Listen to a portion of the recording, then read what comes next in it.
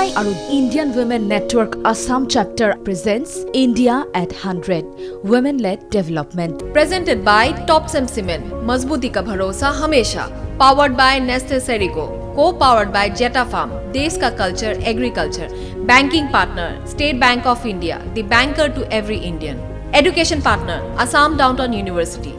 Health partner, Azile Hospital, Litosif, Hell Liver Syrup. जो पिएगा वो जिएगा. In association with NRL, Oil India, Ministry of Women and Child Development, Government of India. Print partner, the Assam Tribune. Radio partner, Gupshup 94.3 FM. Proud to be local. Ladies and gentlemen, without further delay, we'd like to go over to our first session. It's titled Health and Wellness, Combating Burnout with EQ-IQ Balance. And it is my privilege and honor to welcome Professor Dr. Radha Sharma. Please put your hands together loudly, please, for Professor Radha Sharma. Ma'am, please. Good morning, everyone. The chairperson and co-chairperson, IWN Assam chapter, ladies and gentlemen. It's indeed an honor and a privilege for me to get this opportunity to share my thoughts with you on combating burnout with EQ and IQ balance. I sincerely thank Mrs. Deepanita Jaiswal, Chairperson, IWN Assam Chapter, for the invite. At the outset, I would like to congratulate the organizers for planning this conclave on a very topical theme, India at 100 Women-led Development. In fact, there couldn't have been a more opportune time than this for women in the history of independent India, when Women Reservation Bill has recently been passed in the Parliament after nearly 25 years, reserving 33% seats for women in the Parliament and legislative assemblies. India is on a growing path. It's on a growth trajectory. And we have so many feathers in our cap every day being added by different sects of people and by a lot of women. I would like to highlight 3 points here. One, recently, the current CEO of McKinsey & Company, Bob Stanfels, remarked that it is not only India's decade, but it is India's century. When I was working on burnout, I was curious to know how to mitigate it. Because if we don't mitigate it, we have identified that you have a problem, but you need solution to a problem. And that's where I took emotional intelligence as one of the variables to study, can emotional intelligence prevent or mitigate burnout? And I have been doing research in the field of emotional intelligence. In fact, my PhD work was on emotional intelligence. And I got my PhD awarded in 1979, and the term emotional intelligence was coined in 1990 at University of Michigan. So this is I'm part of International Consortium for Research on Emotional Intelligence in Organizations, which is a group of global experts in the field of emotional intelligence. So I'll quickly share my work on this. And as I mentioned, we can see that women are progressing, but the progress is quite slow. You can see the circles at the bottom, that it has increased from 14% to 19% to 21%, but 24% at the highest level in the organization, but there's a long way to go. And you can see in the triangle on the top, women in India, in the labor force, 36%, but at the board level, 4.9% women are there. And this number, as you can see, that as the level goes up, the percentage of women goes down. So if we talk about enhancing and accelerating women-led development, we have to change the shape of this triangle, right? So coming to burnout, and as I mentioned to you that I found those differences, and I evolved this construct of executive burnout, because burnout of people in the corporate world, who are working in the corporate world. And what is executive burnout? Is marked by persistent feelings of inadequacy, ambiguity, dissatisfaction and powerlessness, accompanied by behavioral manifestations of apathy and indifference, which you call depersonalization, and physical and emotional exhaustion. And whatever I am sharing before you has been published in journals which are mentioned as citation at the bottom. So this has been accepted by the specialist. In fact, I was required to make presentation to the WHO experts as well, and I was part of the expert team of WHO on these issues in Indonesia and Sri Lanka in their global meet. So what does burnout look like? This is the expression that you will find: anxiety, sadness, frustration, jealousy, disgust. So burnout and stress, they are pretty closely linked, but they are not the same thing, as I explained to you. I'll go fast in the interest of time. So what happens? As I said, that burnout happens as a result of prolonged distress, which turns into distress. And when people burn out, how do they react and how do they deal with people? You will often find that when people burn out, they become nasty, they become, very irritable, they will lose their emotions and calm at slightest, provocation, or there may be no provocation and still they may be very, very angry and annoyed and upset and frustrating and so on and so forth. So this is what it is that, as I mentioned to you before, that amygdala, it hijacks and disables the higher cortex, and we need to calm down our emotions. How do we calm down our emotions when we are highly stressed? And that's a challenge, and that's where emotional intelligence can help you. So as I mentioned to you that emotional intelligence has been again a passion with me. I've been researching on it for a long time. You can see the highlighted portion. This is my work which I've done. And 1990, Salovey and Mayer, they coined the term emotional intelligence internationally. So in the Indian context, based on my research, which has been published, emotional intelligence is the capacity to empathize with others.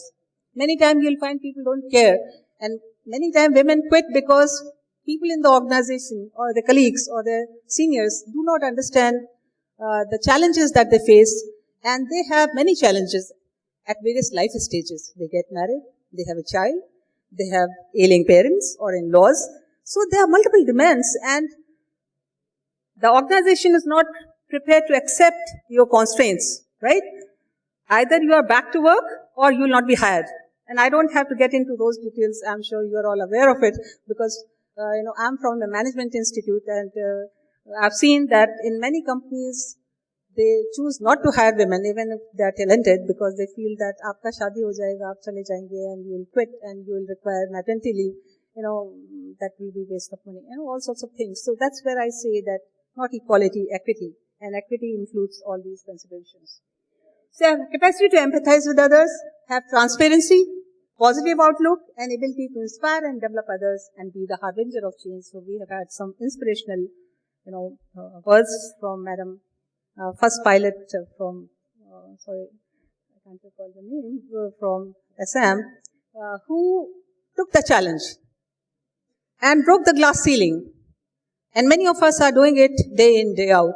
Otherwise, we can't sustain ourselves. You can imagine. So as I said, emotional intelligence is receiving a lot of attention because of brain chemistry. I do not want to go into details. If you want, anybody wants, we can discuss at length. I conduct workshops on enhancing emotional intelligence for various purposes, for not only for stress management, but also for leadership and teamwork and so on, health, happiness, and general success in life. So what is the role of EQ and IQ? IQ helps you to get into the organization, gets you hired in the organization. You require intelligence, you require ability. And EQ helps you go up the organization hierarchy. Right? So, and it's irrespective of gender. So this is what it is. So this is the Indian model of executive burnout I was talking about. So on the left you can see the sources, the determinants of burnout, it could be related to the personality of a person, or it could be related to the job. It could be role expectation, role stagnation, set role resistance, role overload, role erosion. Because of AI and a lot of developments in the field of technology, people's jobs are getting eroded. They are losing their importance and they are getting burned out. Role ambiguity and so on. Now, if you see in the middle, what happens is that these stresses will be there, are there, will continue to be there. But the people who have got high emotional intelligence, what happens is that their emotional intelligence helps them to become personally effective or not effective. If they have high levels of emotional intelligence, it moderates the experience of stress, and you can see on the top there, they are able to cope with the stress and then they come out of it. But when emotional intelligence is low, their personal effectiveness goes down, and then you can see at the extreme right bottom, they experience distress and then they burn out. So I'm about to complete. So emotional intelligence has personal competencies and social competencies. Personal competencies relate to emotional self-awareness, emotional self-management, emotional self-control, adaptability, achievement orientation, positive outlook. And social competencies are empathy, organizational awareness. Nowadays, a lot of companies are downsizing, right? Because AI is there, so many people are not needed. And relationship management, which is coaching, mentoring, influence, conflict management, teamwork, and so on. So the other thing which is very important is that trust. If organization does not have trust on employees, then also it leads to a high degree of stress. So this is an empirical study where they found that high level of trust leads to 74% less stress, 106% more energy at work, 50% high productivity, 30% fewer sick leave, 76% more engagement, 29% more satisfaction with life, and 40% less burnout. So as I said, emotional intelligence is not like IQ. It can be developed at any stage of life. We need to have the right people to develop that, and that will help in developing resilience. And we can do it in Western ways or Indian ways. As I said, I do a lot of research on spirituality, and have used spiritual interventions in preventing burnout. I compared both Western and Indian approaches, and I found it works very well as well, depending on your preference. So we can use Ashtang Yoga of Patanjali. So Yam is self-regulation, Niyam is self-training, asanas, pranayam, which is regulation of breath. You know, aapka jo breathing exercises, pratyahar, dharana, dhyan, and samadhi. So this is the book this book got an award. This book was Executive Burnout, Eastern and Western Concepts, Models and Approaches. It was awarded by International Humanistic Management Association and this is my last slide. You can change the direction of the wind. You cannot change the direction of the wind, but you can always adjust your sails. So that means the stresses and problems and challenges in life will continue. But what you can do is how this boat is able to sustain, yacht is able to sustain itself is that with the wind, it takes a turn or it bends and again it bounces back. So thank you for your time and patience. And these are the publications that I have. And thank you.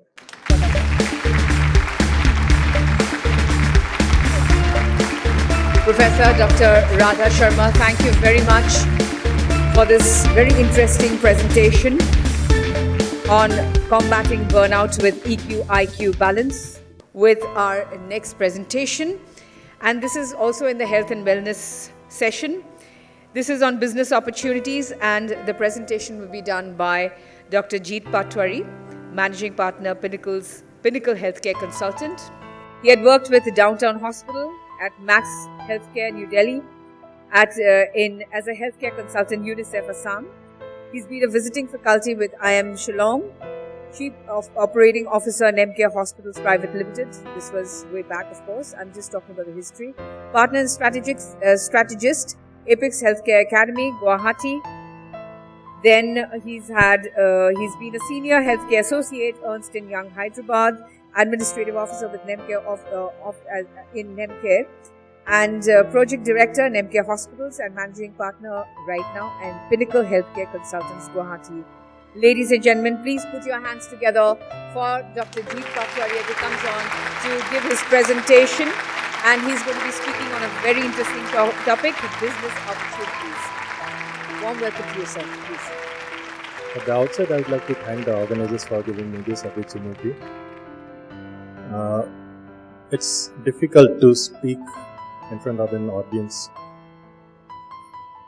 like this, of very high profile members, and especially after a lecture by a very learned professor. So the topic which has been assigned to me is health and wellness business opportunities. So I'll just skip this. These are the my education qualification and the organizations I'm associated with. The time allotted is 15 minutes, which comprises of a lecture and a discussion, but I'll try to, with the permission, I might extend for another 5 minutes. So this is a disclaimer which I always put, that this is just an overview of healthcare opportunities in healthcare. The presentation is intended not to hurt anybody or anybody's sentiments or beliefs or perspectives. If at all I have done it, or if at all I do, please accept my apologies. Due to paucity of time, the detailed discussion will not be possible, so you can definitely get in touch with me on my email or number. The conventional way that we in healthcare we think is, suppose I am a doctor. What I do is, I'll get a job in a hospital, I'll work from 9 to 5 and then go home. At times there are surgeons who would wake up early in the morning, start the operations at 6 o'clock. It might go up to 9 in the evening or maybe more than that. If we look at the healthcare services, we have the curative services, the preventive and the rehabilitative, the manufacturing and others. The curative it comprises of the primary, secondary, tertiary and the alternative systems of medicine. The manufacturing, we have the devices, consumables, medical equipments, pharmaceuticals.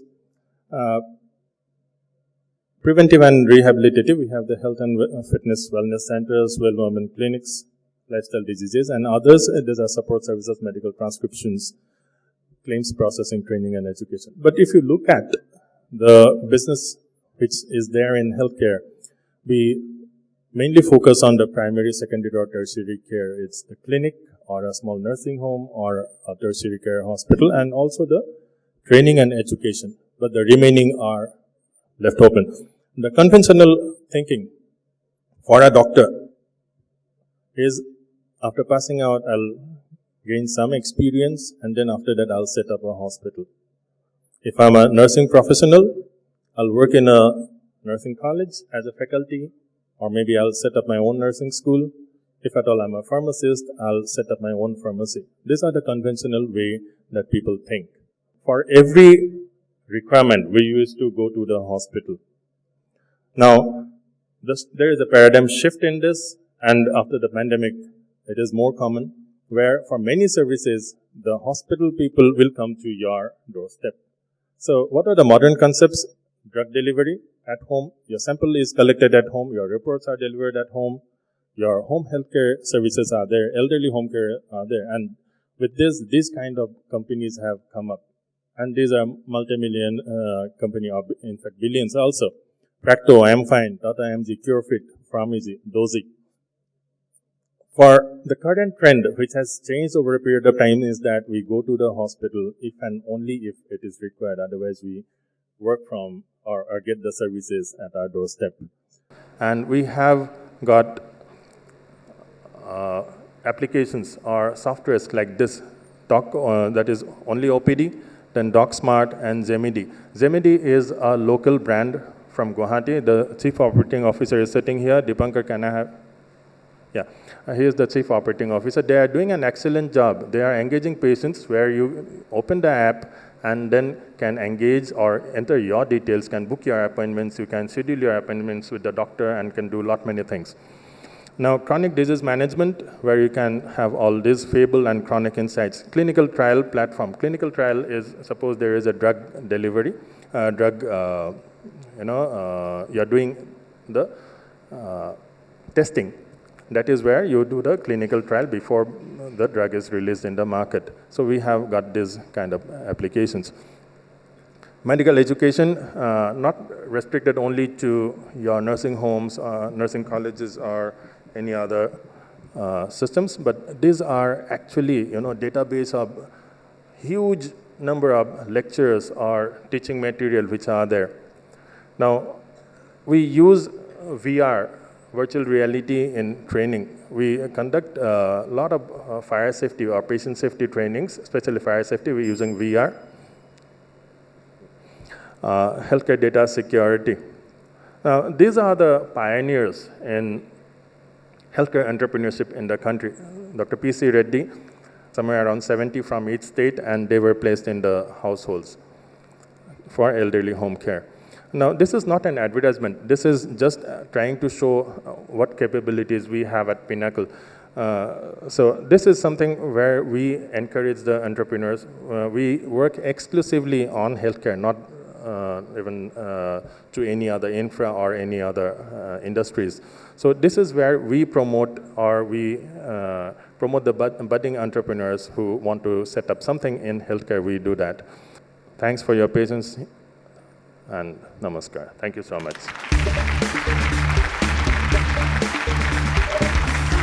Chance and the privilege of doing a leadership training for the students of Nemcare Nursing College with Dr. Jeet Patwari, and he's an excellent speaker. Thank you very much for being here with us and giving us so much of information on business opportunities in healthcare. Thank you very much, sir.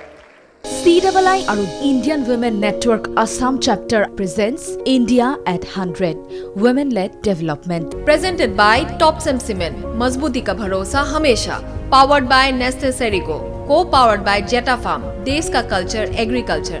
Banking partner, State Bank of India, the banker to every Indian. Education partner, Assam Downtown University. Health partner, Azile Hospital, Litosif, Hell Liver Syrup. जो पिएगा वो जिएगा. In association with NRL, Oil India, Ministry of Women and Child Development, Government of India. Print partner, the Assam Tribune. Radio partner, Gupshup 94.3 FM, proud to be local.